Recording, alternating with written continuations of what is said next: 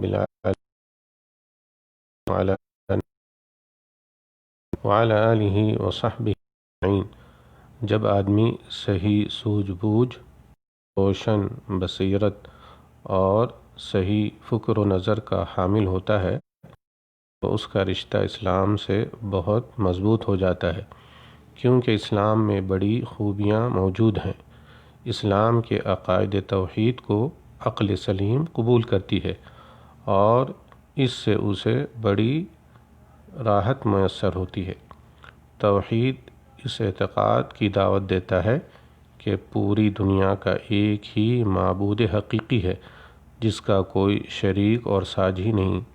وہ اول ہے، اس کی کوئی ابتدا نہیں، اور وہ آخر ہے جس کی کوئی انتہا نہیں۔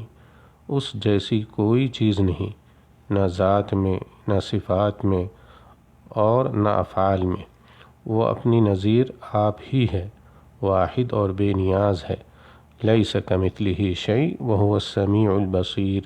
اللہ جیسی کوئی چیز نہیں، وہ سننے والا اور دیکھنے والا ہے۔ سورہ الشورى آیت نمبر 11۔